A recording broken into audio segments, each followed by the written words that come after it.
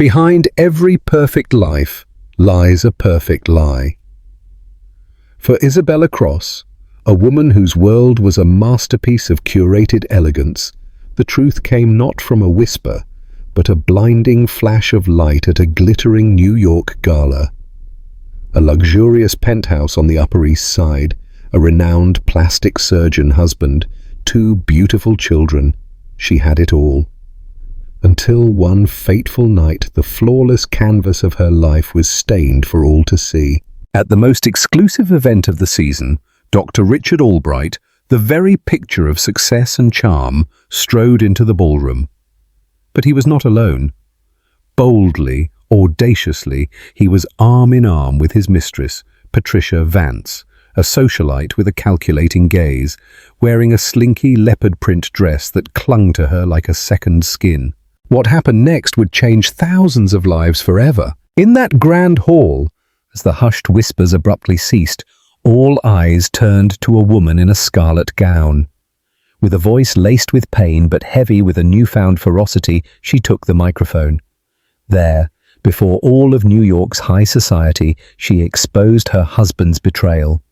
What happened in the moments that followed would transform a public humiliation into the greatest triumph in her life.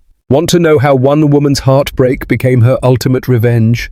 Continue reading the story that is shaking the nation. Isabella Cross, at 40, was a woman who still turned heads. Her brown hair fell in perfect waves, her honey-colored eyes held a subtle intelligence few noticed, and her practiced smile hid a heart that was slowly crumbling. She adjusted her grandmother's emerald necklace, an heirloom that suddenly felt like a chain around her neck. "Mom, are you leaving already?" asked Peter, her 10-year-old son, peeking through the doorway. His dark eyes, so like hers, watched her with a mixture of admiration and a veiled concern she'd noticed in him lately. "Yes, my love, but I'll be back before lunch tomorrow," she said, stroking his hair. Peter had a premature maturity, the kind children develop when they sense something is wrong at home, even if no one tells them. David, just 5, came running in his astronaut pajamas and wrapped his arms around her legs. "Don't go, Mommy. Let's watch a movie and eat popcorn." Isabella's heart ached. How many times had she chosen to stay home with them instead of accompanying Richard to the events where he shone as the city's most celebrated plastic surgeon? But tonight was different. Tonight was the Heartfelt Charities annual gala, and as Dr. Richard Albright's wife, her presence was not optional. "I promise we'll have a movie marathon and tons of popcorn tomorrow," she said, kissing both their foreheads. "Maria has dinner ready, and Daddy will be home late as usual." As usual. Those 2 words carried the weight of years of silent disappointment. Empty chairs at family dinners, school recitals. She applauded alone. Nights she pretended to be asleep to avoid confronting the perfume of another woman on her husband's shirts. As she descended the grand marble staircase of her penthouse, her heels echoed in the quiet house that felt too large for the happiness that was supposed to live there. Family portraits smiled from gilded frames, their wedding day 15 years ago, vacations in the Hamptons, perfect Christmases. It all looked like something from a home decor magazine, impeccable, yet strangely cold. Her phone buzzed with a text from Richard. "See you at the hotel. Surgery ran long. You're going alone, right?" Of course, the surgery, she thought, a bitter taste in her mouth. In the first years of their marriage, she had admired his dedication. Richard was brilliant, a master of his craft with a clientele that included Hollywood celebrities and political power players. His Park Avenue office looked more like a luxury spa, and his success had bought them a life many envied. But Isabella had begun to notice a pattern. His emergencies always seemed to coincide with important family events. The late-night surgeries had grown more frequent after David's birth, and lately Richard came home with a vacant look, as if he were living a parallel life, as if he had to remember what role he was supposed to play in this house. The black Mercedes-Benz waited for her, pristine like everything surrounding the Albrights' public image. On the way to the Plaza Hotel, Isabella watched the city lights flicker. New York, the city of dreams. But for her, lately, everything felt less and less like a dream. Her phone rang. It was Giselle, her best friend. "Isabella, have you seen the photos Carla Jenkins just posted on Instagram? She's at the hotel bar and I swear I saw Richard in the background." Isabella felt her blood run cold. Carla was famous for documenting every moment of her social life. If Richard was there, who was he with? "With whom?" Isabella asked, trying to keep her voice neutral. "I can't see clearly, but it looked like he was with a woman. Blonde hair, a black dress. I couldn't tell who it was, but—" "Giselle, I have to go. I just got to the hotel."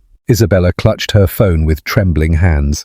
It wasn't the first time she'd received these casual calls from friends who, with the best intentions, informed her of her husband's public appearances with other women. In the beginning, she had believed his excuses: colleagues, grateful patients, business meetings. But the explanations had grown more elaborate and less believable over time. The Plaza Hotel shimmered like an old-world fantasy.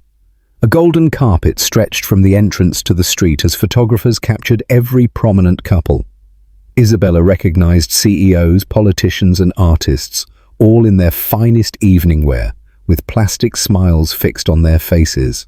"Mrs. Albright, you look so elegant tonight," greeted Helen Pierce, the foundation's president, a woman in her 60s who had dedicated her life to charity and had a knack for making everyone feel special. "Thank you, Helen. The hotel is spectacular," Isabella replied, her social persona clicking into place. She had perfected this version of herself over the years. The charming wife of a successful doctor, always poised, always perfect. As she made her way toward the grand ballroom, Isabella discreetly scanned the crowd for Richard. She didn't see him, but she noticed the stares and whispers that followed her. In a world where gossip traveled faster than news, being the wife of an unfaithful man automatically made her an object of pity and morbid curiosity. She approached the bar and ordered a gin and tonic. She needed something to help her keep her composure. "Isabella, darling, how are you?" A hand landed on her shoulder. It was Beatrice Miller, the wife of a powerful businessman, and a woman who had a smile that never reached her eyes. She wore the same expression she always did when she was about to share information she knew would hurt. "Beatrice, so good to see you," Isabella said, mentally bracing herself. "I haven't seen Richard," Beatrice began, her voice a theatrical whisper. "Has he arrived yet? Because a moment ago I saw someone who looked so much like him in the Palm Court, but I must be mistaken." Beatrice paused dramatically. Isabella felt the ground shift beneath her feet but kept her smile intact. "Richard is coming straight from a surgery. You know how dedicated he is to his patients." "Ah, of course. How admirable. Well, I'll see you inside." Beatrice walked away, but Isabella could feel her appraising stare. The gin and tonic arrived just in time. She drank it in a single gulp, the alcohol burning her throat and giving her the courage she needed. She decided to go to the ladies' room to touch up her makeup. She needed a few moments to compose herself. The ladies' room at the Plaza was a sanctuary of marble and gilded mirrors. Isabella stared at her reflection as she applied more lipstick. At 40, she was still beautiful, but lately she saw lines of exhaustion around her eyes that hadn't been there before. Lines that spoke of sleepless nights, forced smiles, and a love that had become a routine, then a bitter resignation. Her phone buzzed with another text from Richard. "Arriving in 10. Everything okay?" "Everything's perfect," she replied, the lie feeling acrid on her tongue. When she returned to the ballroom, the gala had officially begun, and the tables were filled with elegantly dressed guests. She found her table, number 3, traditionally reserved for the most prominent doctors and their wives. She greeted the couples already seated, her social autopilot engaged. "Isabella, what a gorgeous dress," commented Sandra Mott, the wife of another surgeon. "That royal blue looks divine on you." Isabella had chosen a beautiful royal blue gown by a local designer. She had considered several colors that afternoon but avoided red. Red was too bold, too risky for someone who preferred to go unnoticed. As she pretended to listen to the conversation, she couldn't stop thinking about Giselle and Beatrice's words. Was Richard really at the hotel with another woman? Would he have the audacity to bring a mistress to the same event, where they were supposed to appear as the perfect couple? Her thoughts were interrupted by a buzz near the entrance. Heads turned, and Isabella felt a shiver as she saw why. Richard had just entered, and he wasn't alone. As always, he looked flawless. His black tuxedo was perfectly tailored. The silver at his temples gave him a distinguished air, and his confident smile lit up his face as he greeted acquaintances. But it wasn't Richard who caused the stir.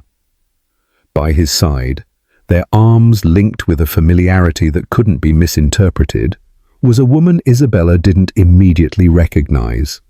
A blonde in her mid-30s, with a black dress that fit every curve like a second skin.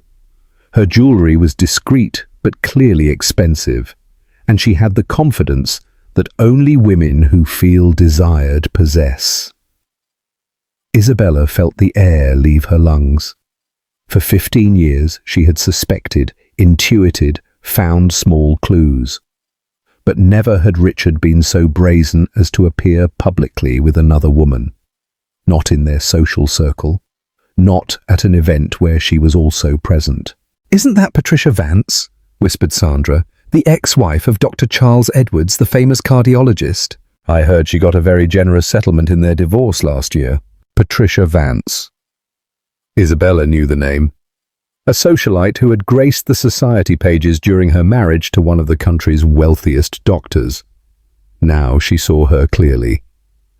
Patricia moved through the room with Richard as if they were an official couple. She smiled, greeted people, and clung to his arm with a possessiveness that only women who feel secure in their position display. And Richard? Richard did nothing to hide it. On the contrary, he seemed proud to show her off.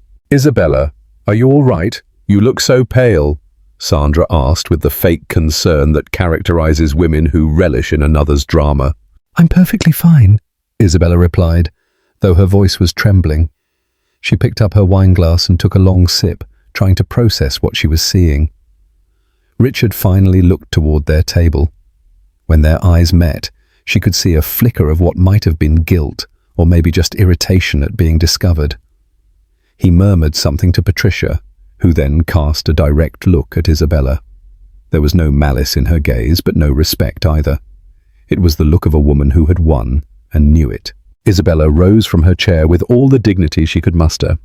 "Excuse me, I need to use the ladies' room." She walked toward the bathroom with measured steps, aware of the eyes following her. In the mirror, she faced a woman she only half recognized. It was her face, but her eyes showed a vulnerability she had tried to hide for years. She leaned against the marble sink, trying to regulate her breathing. 15 years.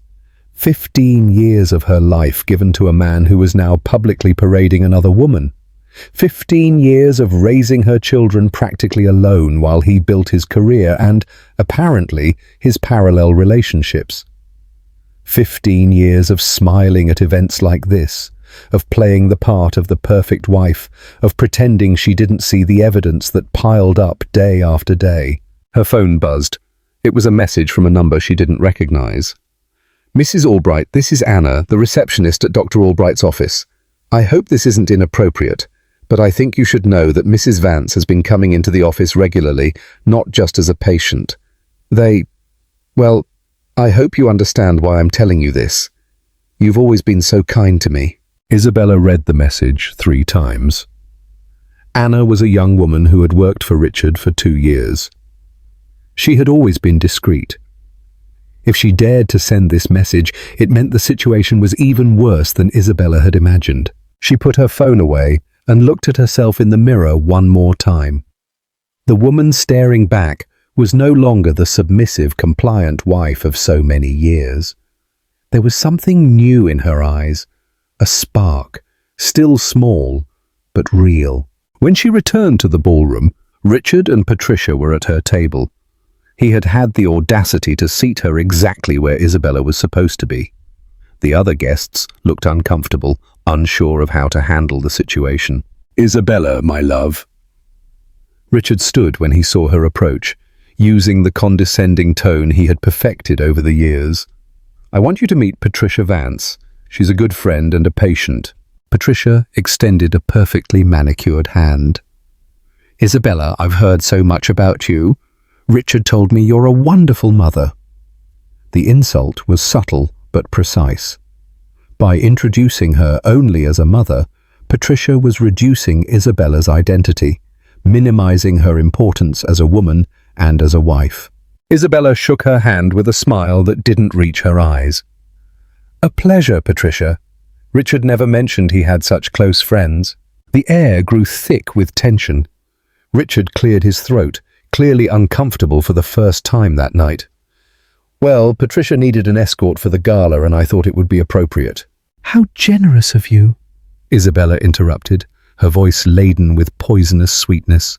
"Always so willing to help a damsel in distress." The other guests exchanged nervous glances. The conversation had abruptly stopped. Everyone could feel the storm approaching. Patricia, however, didn't seem intimidated. She leaned slightly toward Richard, her shoulder brushing his.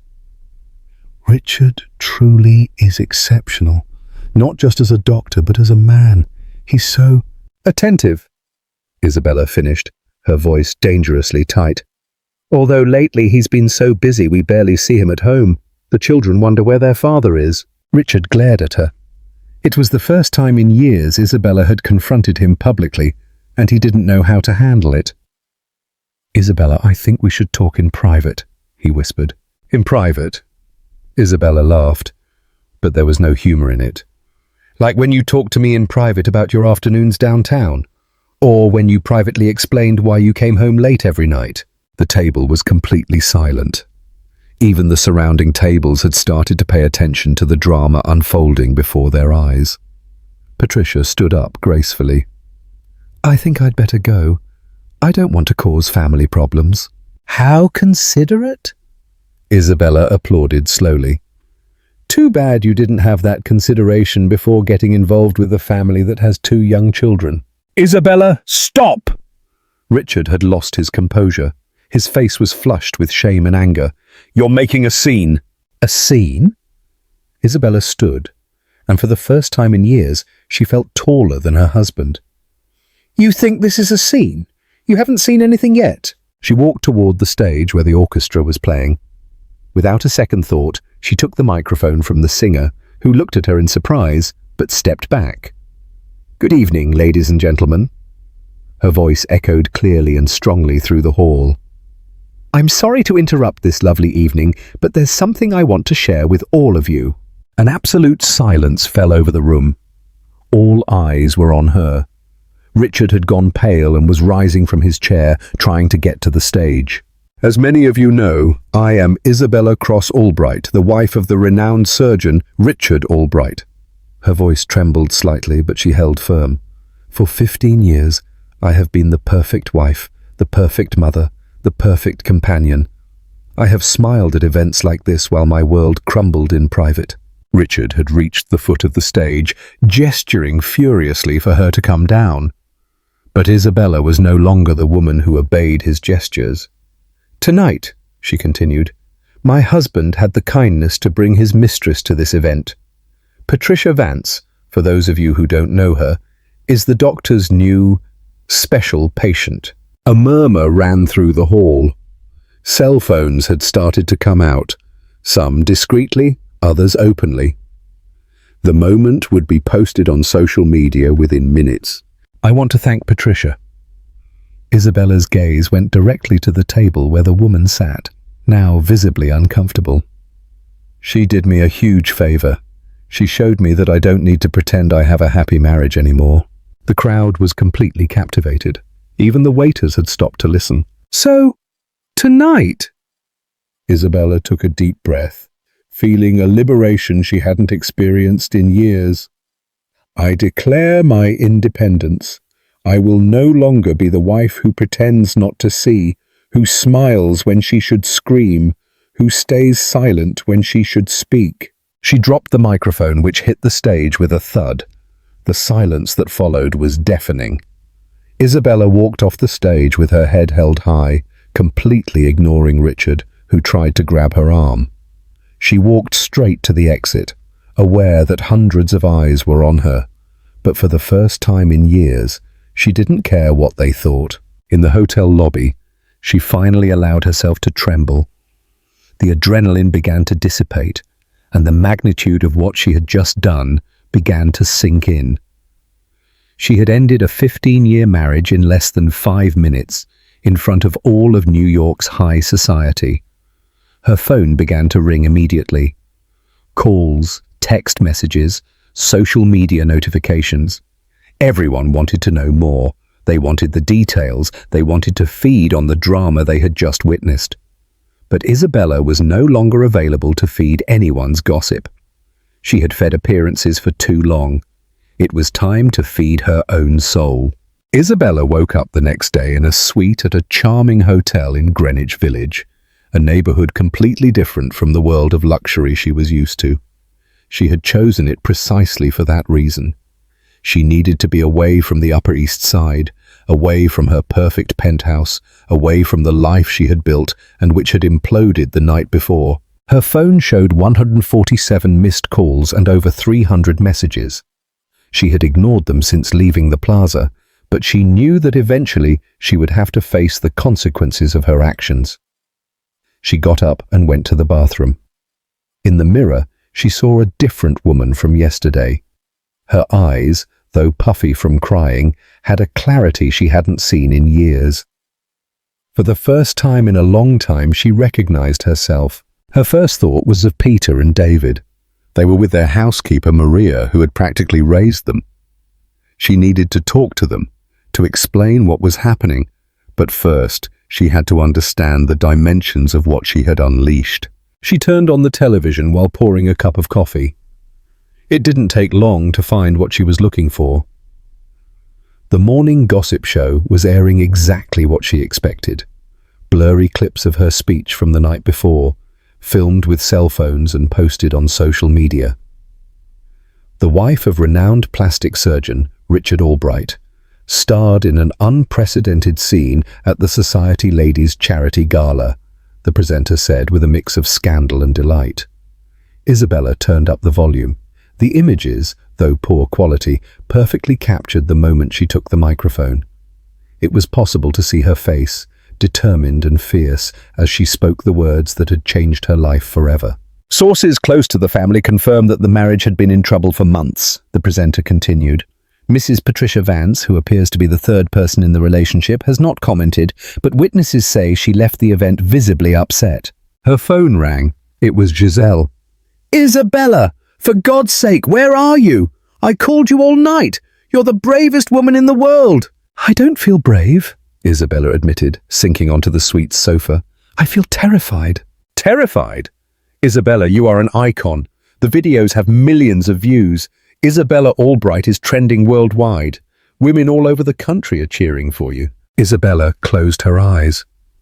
She hadn't thought about social media when she made that decision. She just wanted to reclaim her dignity, but she had apparently unleashed something much bigger. "Giselle, I need you to do me a favor. Go to my house and talk to Maria. Tell her I'm okay, but that I need a few days to think. And please, hug my children for me." "Of course, but where are you? Richard has been calling like crazy. He says he needs to talk to you urgently." "I bet he does." Isabella laughed bitterly.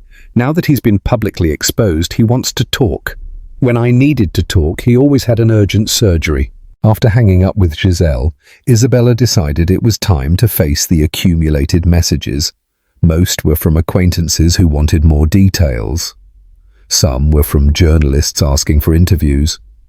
Several were from lawyers offering their services for the divorce that was obviously approaching. But there were 3 messages that surprised her.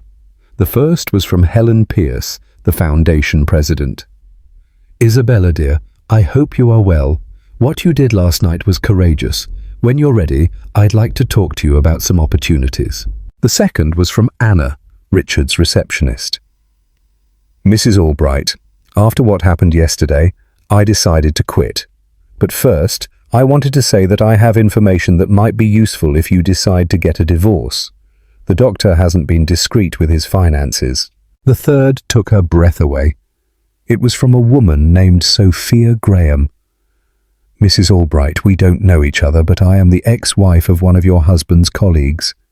I saw your courage last night and wanted to say that you are not alone. If you need support, I and many other women who went through the same thing are here for you. Isabella felt tears in her eyes. But this time, they weren't from pain, but from something she hadn't felt in a long time. Genuine female solidarity. For years, she had been surrounded by women in her social circle, but they all seemed more interested in keeping up appearances than in creating real connections. Her moment of reflection was interrupted by a knock on the door. Isabella froze. Only Giselle knew where she was. Through the peephole, she saw a man she didn't immediately recognize. Mrs. Albright? I'm Mr. Edward Sutton, a family law attorney. I hope you don't mind me coming unannounced, but I think you're going to need legal representation very soon. Isabella opened the door cautiously. Mr. Sutton was a man in his 50s, conservatively but elegantly dressed. He had a serious but compassionate expression. How did you find me? Isabella asked. Your friend Giselle contacted me. She thought you might need professional help after what happened last night, Mr. Sutton explained. I can guarantee that I am completely discreet and have a lot of experience in cases like yours. Isabella let him in. She needed information, and this man seemed to know what he was talking about. Mrs. Albright, Mr. Sutton began once they were seated, what you did last night was extraordinary, but it also put your husband in a very vulnerable position. He will try to protect his assets and his professional reputation. We need to act quickly. I don't understand. What do you mean by protecting assets? Mr. Sutton took a folder from his briefcase. Your husband has a considerable fortune. The practice, the properties, the investments. In cases like this, it is common for the unfaithful spouse to try to hide or transfer assets to prevent them from being divided fairly in the divorce. Isabella felt an emptiness in her stomach. For 15 years, she had completely trusted Richard to manage the family finances.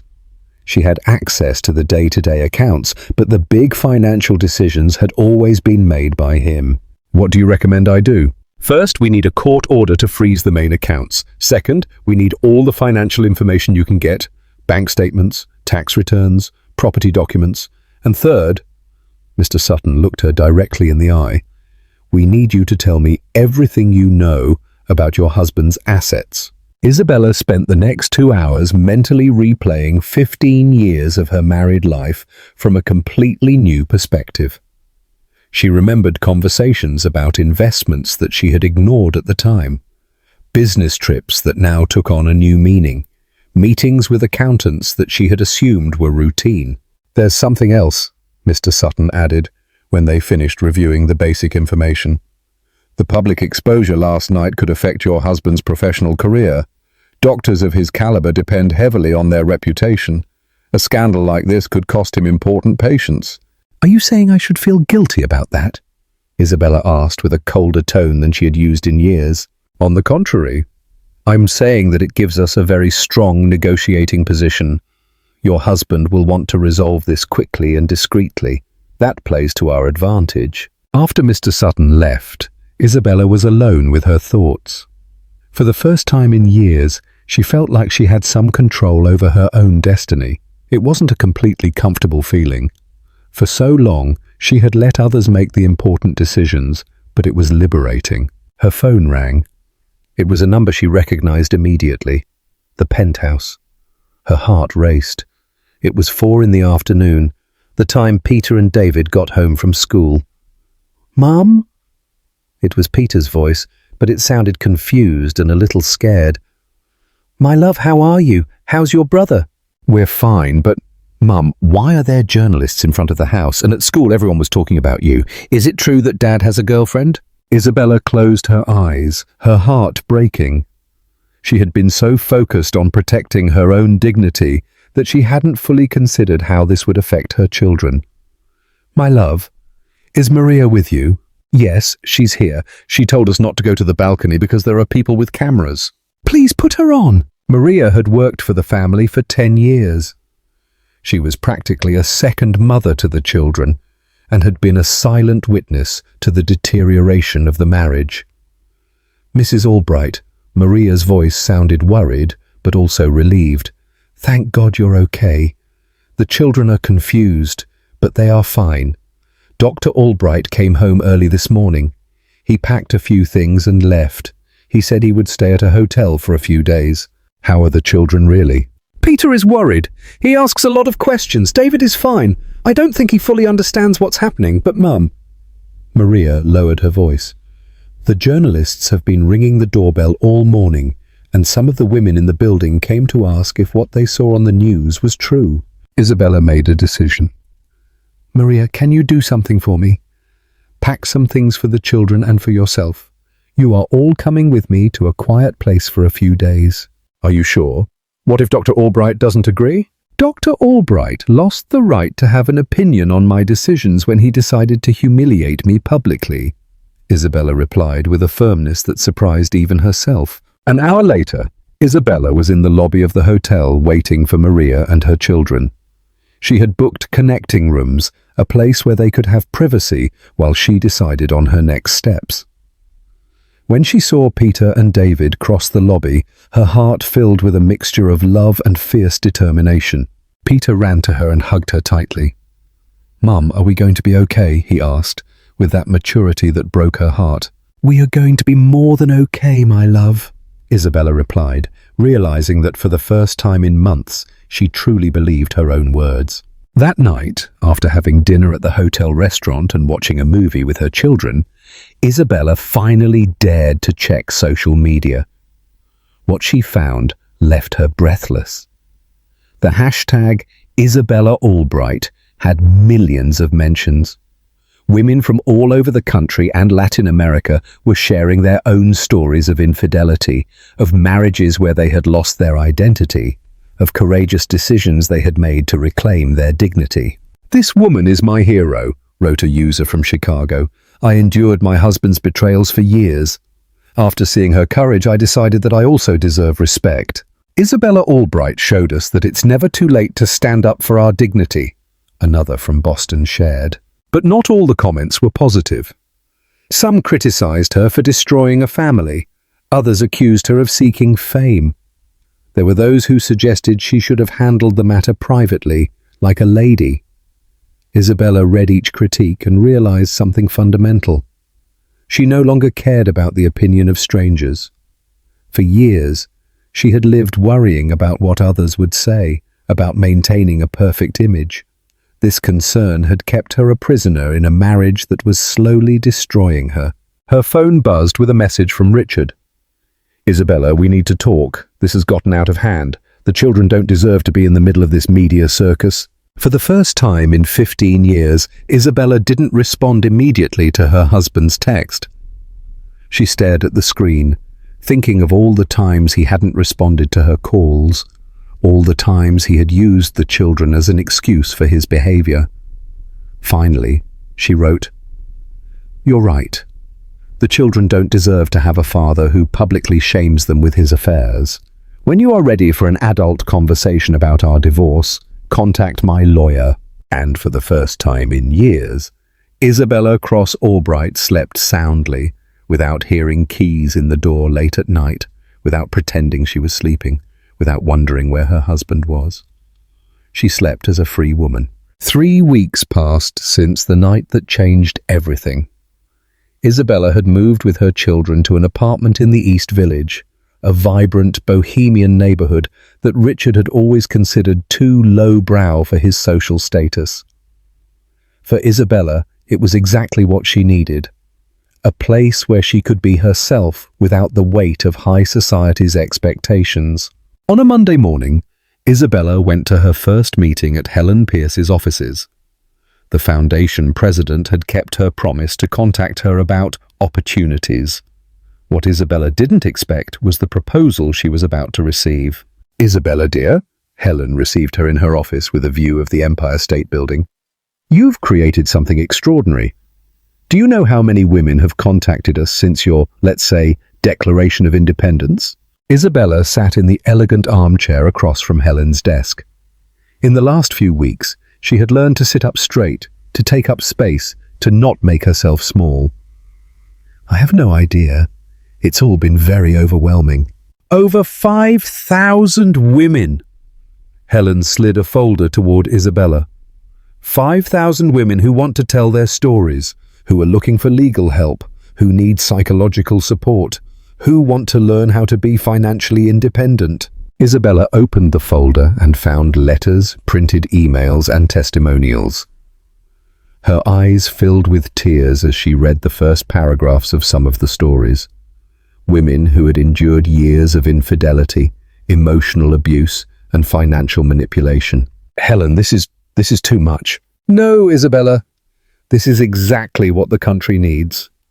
Helen stood and went to the window. For decades, women in our social class have lived by a silent code: endure and smile. You broke that code. Isabella continued to read. A woman from Los Angeles wrote, Mrs. Albright, I've been married for 30 years and have had 3 confirmed affairs from my husband. After seeing you, I decided I deserve something better. Another from Boston wrote, My husband convinced me for years that without him, I am nothing. You showed me that I can be everything. What exactly are you proposing? Isabella asked, though she already had a feeling she knew the answer. I want you to lead a new division of the foundation. Women in transition. Comprehensive support for women leaving destructive marriages. Legal advice, psychological support, professional training, everything. Isabella closed the folder, feeling the weight of the responsibility that Helen was offering her. I don't know if I'm qualified for something like this. I'm barely learning to be independent myself. That is exactly why you are the perfect person for the job. Helen returned to her chair. We don't need someone who studied the problem from the outside. We need someone who has lived it from the inside. That afternoon, Isabella met with Mr. Sutton to review the progress of her divorce. The news was better than she expected. Richard wants to reach a quick settlement, Mr. Sutton explained as they reviewed documents in his office. The media exposure has cost him several important patients. Apparently, some of the wives of his business clients have told their husbands not to use him anymore. Isabella couldn't help but smile wryly. The power of united wives. Exactly, and there's more. Mr. Sutton pulled out another folder. Anna, his former receptionist, gave us some very valuable information. Richard has been transferring money to offshore accounts for the past 2 years. We can prove he tried to hide assets. What does that mean for me? It means that instead of receiving half of the known assets, you can receive a larger compensation for the attempted fraud. We are talking about a sum that would give you total financial independence. Isabella nodded, but her mind was elsewhere. For years, she had been financially dependent on Richard, and that dependence had been one of the chains that kept her tied to an unhappy marriage. The idea of having true financial freedom was both terrifying and thrilling at the same time. Mr. Sutton, what about the children? Richard is not seeking full custody, which is smart on his part given the circumstances. He is willing to agree to shared custody with you as the primary guardian. And, of course, full child support. That night, Isabella made dinner for her children in the kitchen of her new apartment. It was a small kitchen compared to the one in their penthouse, but it felt warmer, more real. Peter was doing his homework at the dining room table while David played with his superhero action figures in the living room. Mom! Peter looked up from his math notebook. Are we not going to live in the big house anymore? Do you like this house better or do you miss the other one? Isabella asked, pouring him a glass of juice. Peter thought for a moment. This house feels more, I don't know, happier. In the other house, it felt like we were always waiting for something bad to happen. Her son's words hit her like a thunderbolt. Even a 10-year-old could sense the tension that had filled their home for years. How long had she been pretending they had a happy family, while her own children could feel the falseness? What do you think, David? She asked, sitting on the floor next to her youngest son. I like that you don't cry in the bathroom anymore, Mummy, David replied with the brutal honesty of small children. without even looking up from his toys. Isabella's breath hitched. Her children had noticed her secret tears. How much pain had she conveyed without even realizing it? That night, after putting the children to bed, Isabella poured herself a glass of wine and sat on the small balcony of her apartment. From there, she could see the nightlife of the East Village. Young people dining at sidewalk tables, couples walking hand in hand, street performers displaying their talents. Her phone rang. It was an international number. "Mrs. Albright, this is Melissa Stone, a producer for the show Unbreakable Women on NBC. We hope you don't mind us contacting you, but we would like to invite you on our program to talk about your experience." Isabella had received dozens of similar invitations in the past few weeks. TV shows, magazines, podcasts. She had refused them all, but something in this woman's voice made her listen. "Mrs. Stone, I appreciate the interest, but I'm not looking for fame or media exposure." "I understand perfectly, and that's exactly why we want to talk to you. Our program isn't about scandal or gossip, it's about women who have made difficult decisions to change their lives. We believe your story could inspire millions of women who are in similar situations." Isabella listened as Melissa explained the format of the show, the other guests they had had, the respectful focus they gave to personal stories. "I'll think about it," she said finally. "Just one more thing, Mrs. Albright. My own mother lived for 30 years in a marriage where she was constantly betrayed. She never had the courage to do what you did. She died feeling invisible. Your story would have given her hope." After hanging up, Isabella thought about Melissa's words. For weeks, she had been focused on her own healing, on protecting her children, on navigating the legal complexities of her divorce. But maybe there was something bigger at play. The next day, Isabella called Helen to accept the proposal to lead Women in Transition. She also called Melissa to accept the TV interview. "Just on one condition," she told the producer. "I want part of the program to be dedicated to giving practical information, legal resources, red flags in toxic relationships, concrete steps women can take." "Perfect! That's exactly what we want to do." That afternoon, Isabella met with a team of designers to plan the Women in Transition offices. As they reviewed blueprints and discussed spaces for legal consultation, psychological therapy, and professional workshops, Isabella realized something extraordinary. For the first time in years, she felt useful in a way that transcended her role as wife and mother. Not that those roles weren't important. She was a mother and would love her children deeply forever. But now she was also Isabella, the woman who had found her voice and had decided to use it to help other women find theirs. Her phone buzzed with a message from an unknown number. "Mrs. Albright, this is Patricia Vance. I know you probably don't want to hear from me, but I would like to talk to you if possible." Isabella stared at the message for several minutes. The last person in the world she expected to hear from was her ex-husband's mistress. But something in the message's tone intrigued her. "Why?" she finally replied. "To apologize and to tell you a few things about Richard that I think you should know." Isabella arrived at a cafe in the West Village 15 minutes early. She had chosen a public, busy place not because she feared for her safety, but because she needed witnesses to the surreal conversation she was about to have with the woman who had been her husband's lover. Patricia Vance arrived punctually, but Isabella barely recognized her. The confident, glamorous woman she had seen at the plaza had been replaced by someone who looked smaller, more vulnerable. She wore jeans and a simple blouse, without the dramatic makeup or the ostentatious jewelry of that night. "Thank you for agreeing to see me," Patricia said as she sat down across from Isabella. "I know I don't have the right to ask for this favor." Isabella studied the face of the woman who had been the catalyst for the most important change in her life. "You have 5 minutes to say what you came to say." Patricia took a sip of her coffee before she began. "First, I want to apologize. Not for what happened with Richard. That started before I came along, but for the way I handled things, especially that night at the gala." "The way you handled it?" Isabella couldn't hide the sarcasm in her voice. "You mean when you hung on my husband's arm in front of all of New York society?" Patricia lowered her gaze. Richard had told me his marriage had been over emotionally for years, that they were just keeping up appearances for the children. He convinced me that you already knew about me and had accepted the situation. Isabella felt a mixture of fury and sadness. And you believed him? I wanted to believe him. Patricia raised her head. Isabella, I was a betrayed wife once too. My ex-husband cheated on me for 10 years before I finally divorced him. I thought Richard was different because he told me he was honest with you about his feelings. Honest? Isabella laughed bitterly. Richard has never been honest, not even with himself. You're right, and there's one more thing you need to know. Patricia took her phone out of her purse. Richard didn't just cheat on you with me. I was, let's just say, the latest in a very long line. Isabella felt a knot in her stomach, but also a strange sense of validation. Her suspicions all those years were correct. Why are you telling me this? What do you get out of it?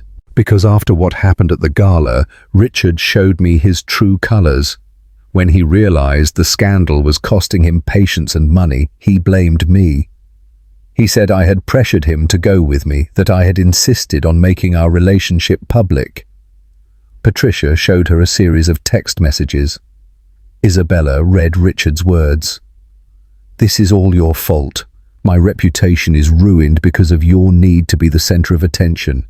I always knew you were an opportunist, but I didn't think you were this stupid. Don't contact me again, you've done enough damage.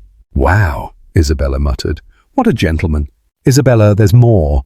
Richard has been talking badly about you to other doctors, trying to make it look like you're a hysterical, vengeful wife.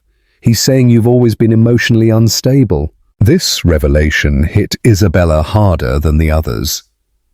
It was one thing to know Richard had cheated on her. It was another, much different thing, to know he was now trying to destroy her reputation to save his own. Why are you telling me all this, Patricia? What's in it for you? Patricia sighed deeply. Because when I saw your courage that night at the gala, I realized how cowardly I had been. You had the courage to defend your dignity publicly, and I was complicit in another woman's humiliation. The two women were silent for a few moments. Isabella processed all the information, while Patricia seemed to wait for some kind of absolution. Patricia, Isabella said finally, I can't forgive you because, frankly, I don't think you need my forgiveness. You and Richard are adults who made adult decisions, but I thank you for giving me this information.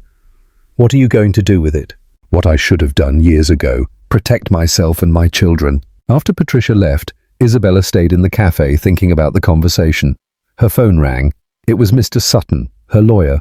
Isabella, I need to see you urgently. Richard just made a move we didn't expect. An hour later, Isabella was in Mr. Sutton's office, reading documents that took her breath away. Richard had filed a lawsuit claiming Isabella had caused damage to his professional reputation and was seeking financial compensation for public defamation. Can he do that?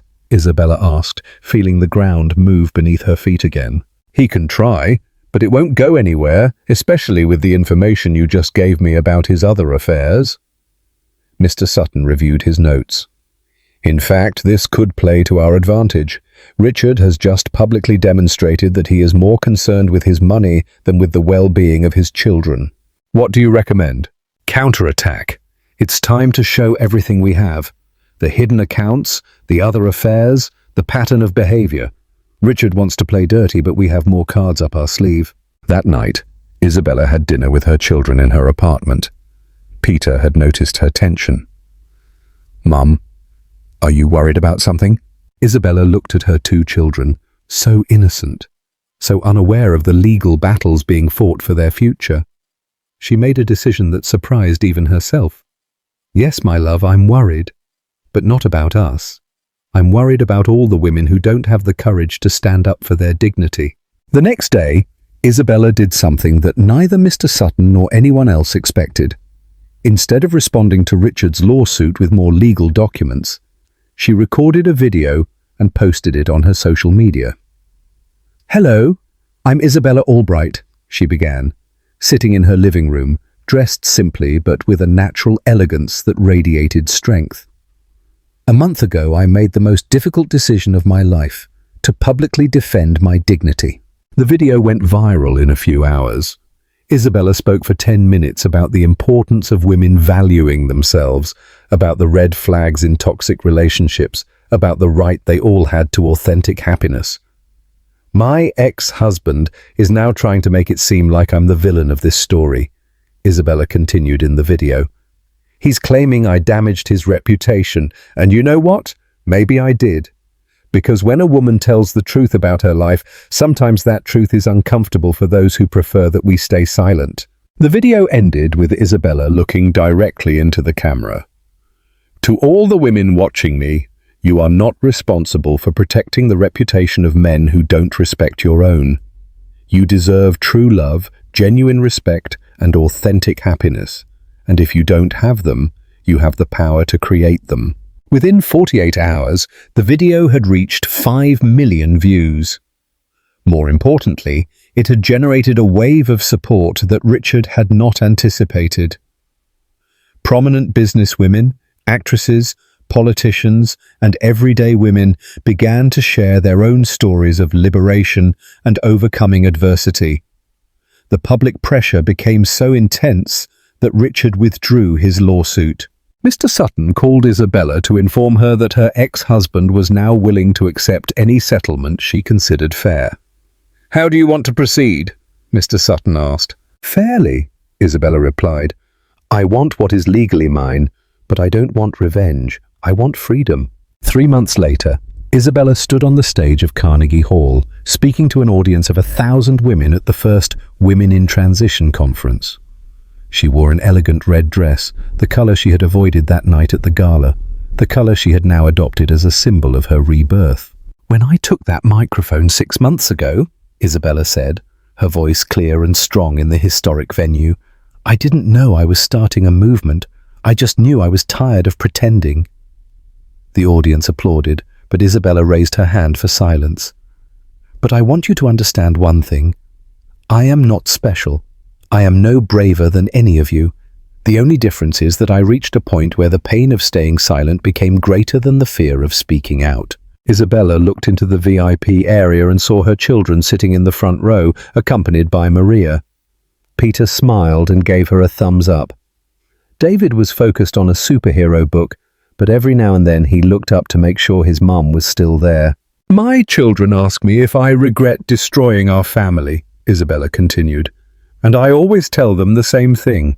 I didn't destroy our family. I saved it, because a family where there are lies, a lack of respect, and pretense is not a real family." At the end of her speech, Isabella announced that Women in Transition had helped over 1,000 women in its first 3 months of operation.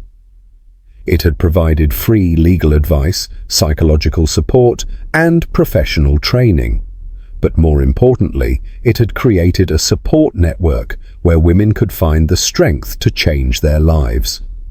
Her story had become a powerful symbol, inspiring a movement that pushed for legislation to protect women from financial and emotional abuse in marriages.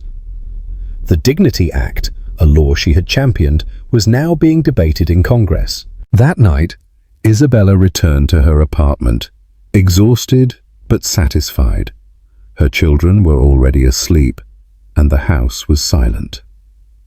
She poured herself a glass of wine and went out to the balcony. Her phone buzzed with a message from an unknown number. "Mrs. Albright, this is Carly from Los Angeles.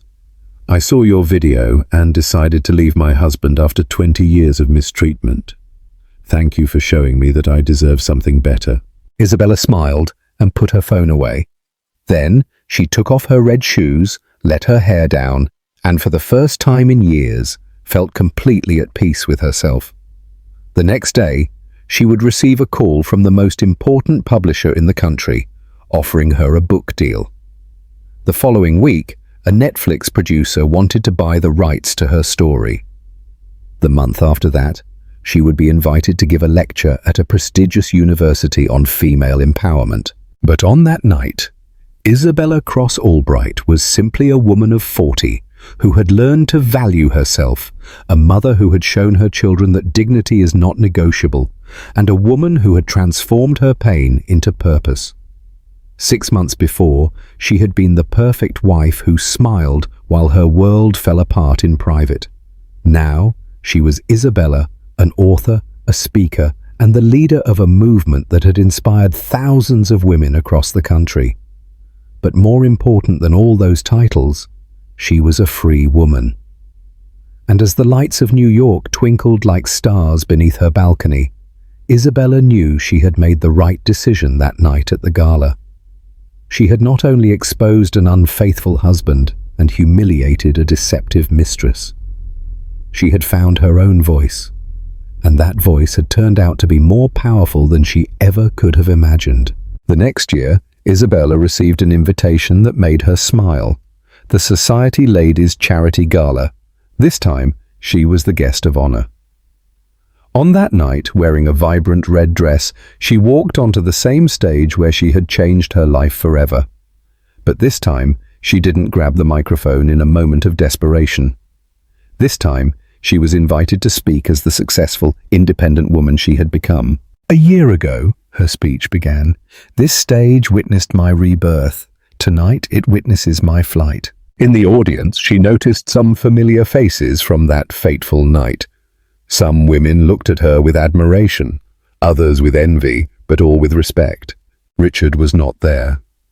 He had lost several important patients after the scandal and had decided to move out of the city to start over. The children visited him every month, but their relationship was never the same. Patricia was not there either. Isabella had heard she had moved to Europe and started a new life, far from her old social circles. But Isabella no longer thought about them. Her story had stopped being about the man who betrayed her or the woman who was complicit in that betrayal. Her story was now about the thousands of women who had found the courage to write their own happy endings. And as the grand ballroom of the plaza gave her a standing ovation, Isabella knew that the best chapter of her life was just beginning. What would you have done in Isabella's place?